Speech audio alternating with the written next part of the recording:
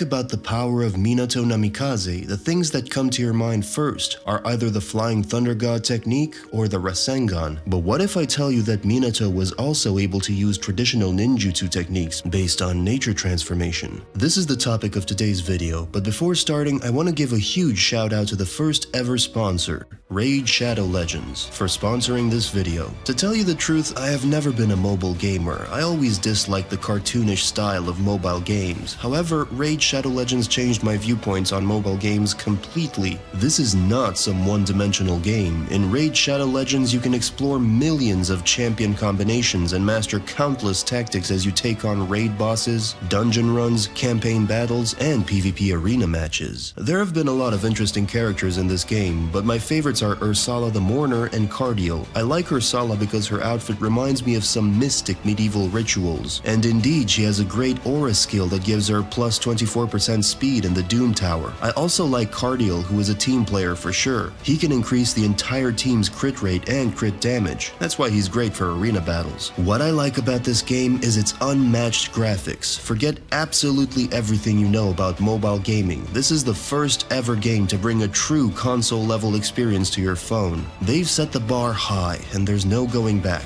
I literally cannot play any other mobile game after Raid Shadow Legends since they look too cartoonish to me now. Just look at the level of detail each character has. And while we're waiting, check this out. Raid's first ever champion skins. They look absolutely amazing and I can't wait to get my hands on them. I mean, just look at them. Skins let you alter a champion's appearance to something that suits your style and preference. And the best part of this promotion is that if you use my link or scan the QR code right here, new players will get a free starter pack worth almost $40 to kickstart your game. We're talking free champions, Misericord, Tiger Soul, and Romero, 10 Magic XP Brew, 10 Force XP Brew, and 10 Spirit XP Brew. You will find these rewards here in your inbox for the next 30 days only. There has never been a better time to start Raid Shadow Legends than this, so this month is a Raid's 3-year anniversary and the celebrations are going to be huge. Once you're in, you can find me in-game under the name Astrojack416, and if you're fast, you can join my clan and we can play together. It's that easy. Just click the link in the description and I'll see you in the game. Before starting the video, I want to ask you all to like this video and subscribe to the channel for more. I hope you all have a great day. Now let's start the video. Well, Minato was one of the most powerful shinobi in history, considered by many as unmatched by anyone else. In Naruto chapter 240, we could see that during the Third Shinobi World War, flee-on-sight orders were given to enemy shinobi should they encounter him. During the Nine Tails' attack on Konoha, it was only through Minato's actions that Tobi and the Fox were defeated and the village was saved from destruction. Over a decade later, with the looming threat of Orochimaru approaching, Minato was believed to be the only one who could have stopped the Sannin. Minato's fighting style revolved mainly around suddenly appearing and just as quickly taking down enemies, often excluding traditional time-consuming methods such as hand seals. Minato had very little time in the series. For a lot of time, his powers and abilities were a mystery for us. Part 1 and early Shippuden built Minato's hype to impressive levels before it was decided that Hashirama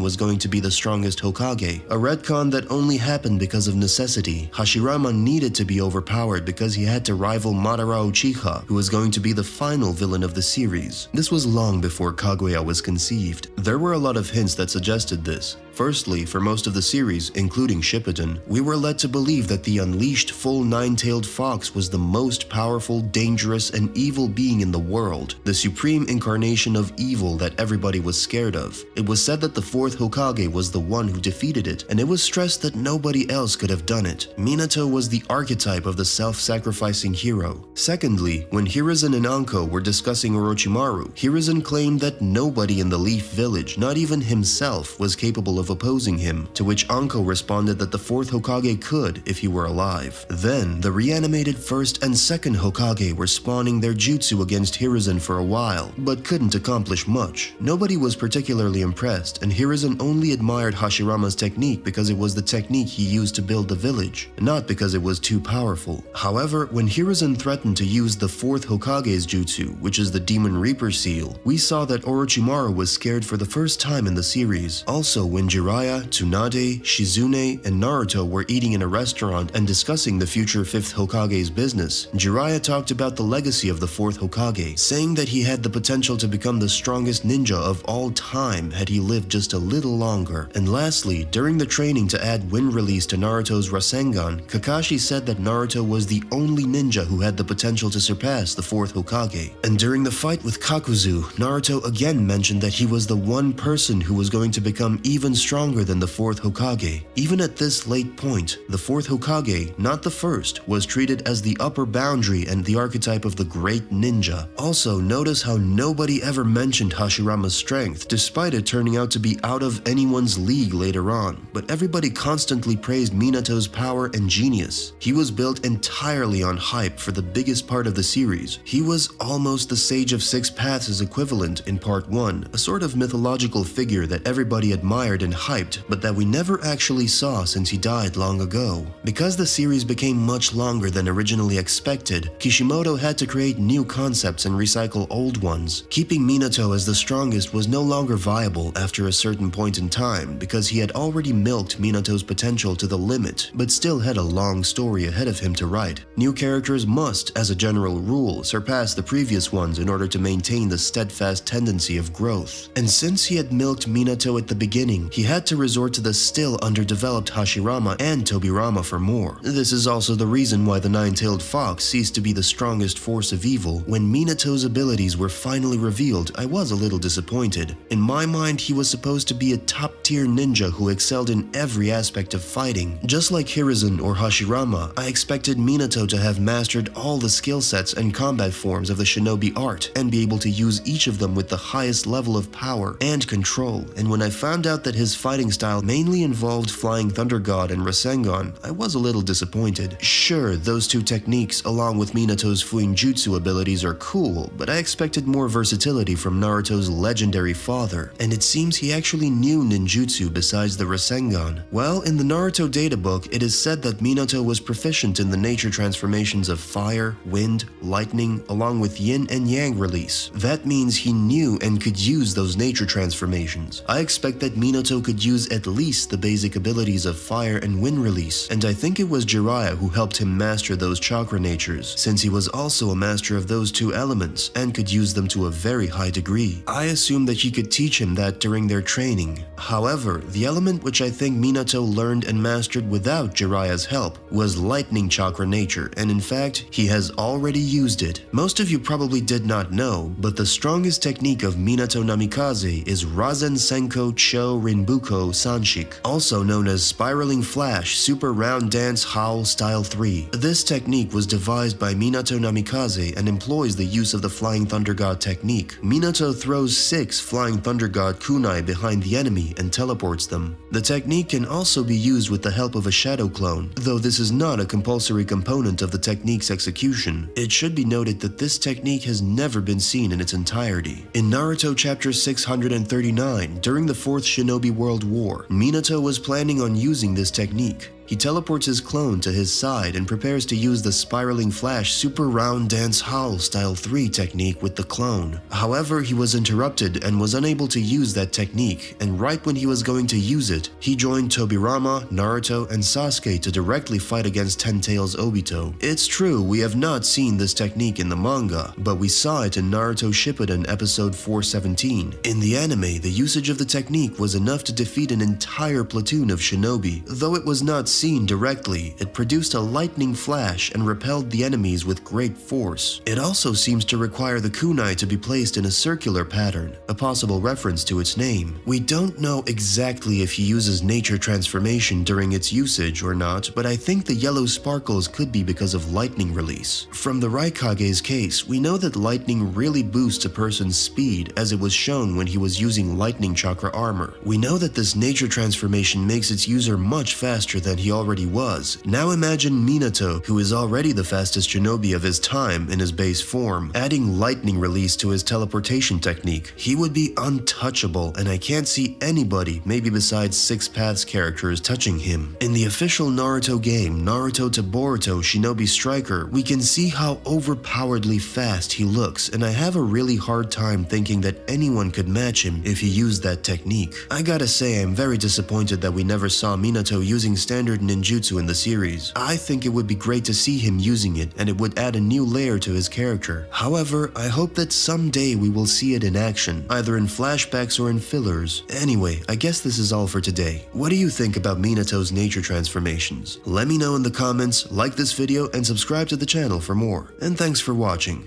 Astrojack out. Bye.